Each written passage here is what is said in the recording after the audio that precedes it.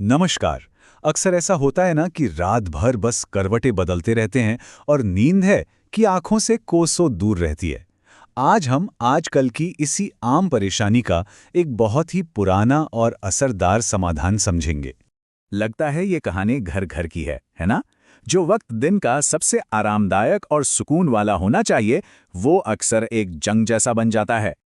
आज हम जिस विजडम को एक्सप्लोर कर रहे हैं, वो कहता है कि इसका जवाब हमारे थके हुए शरीर में नहीं, बल्कि हमारे बेचैन मन में छिपा है। तो चलिए इस बात को जरा और गहराई से समझते हैं।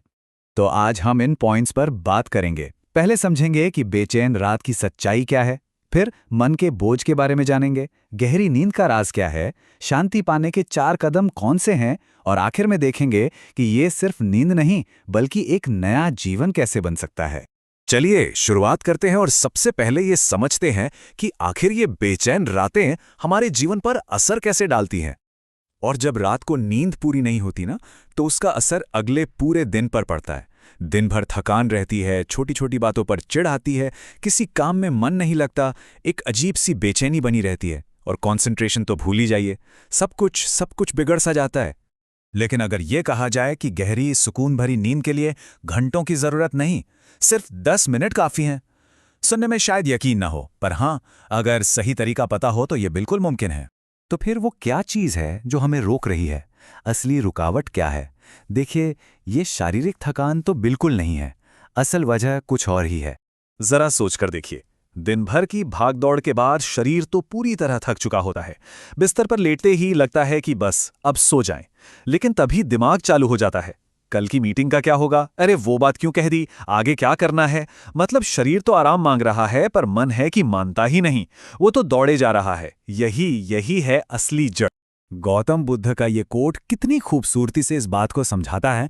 मतलब दिक्कत हमारे गद्दे में, तकिए में या कमरे के अंधेरे में नहीं है। दिक्कत तो हमारे मन के अंदर जो तूफान चल रहा है उसमें है। तो ठीक है, अगर बेचैन मन ही प्रॉब्लम है, तो जाहिर सी बात है कि शांत मन ही सोल्यूशन होगा। लेकिन अब असली सवाल आता है कि इस मन को शांत किया कैसे जाए। यहां पर ना हमें अपना पूरा नजरिया ही बदलना होगा। हम क्या करते हैं?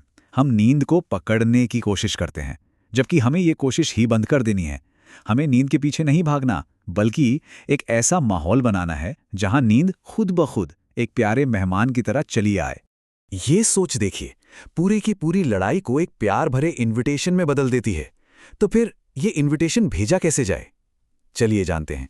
इसके लिए ये प्राचीन ज्ञान हमें एक बहुत ही सरल लेकिन उतनी ही गहरी प्रैक्टिस सिखाता है। ये वो प्रैक्टिस है जो मन को आराम के लिए तैयार करती है।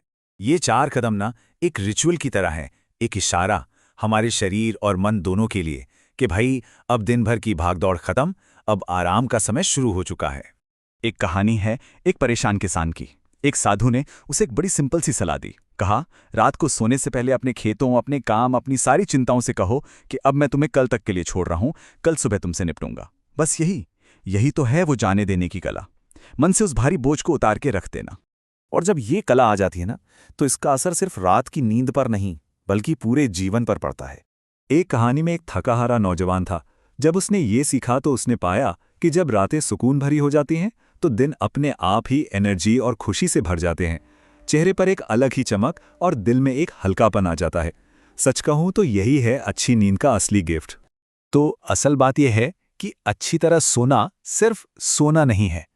अच्छी तरह सोने की कला असल में अच्छी तरह जीने की कला है। तो आखिर में ये ज्ञान हमें एक बहुत गहरे सवाल पर लाकर छोड़ देता है। क्या हमारी नींद सिर्फ एक रात की घटना है, या फिर ये इस बात का आईना है कि हम अपना दिन कैसे जीते हैं? शायद रात का सुकून उसी शांति, उसी संतोष से पैदा होता है जिसे हम दिन भर अपने अंदर जगाए रखते हैं।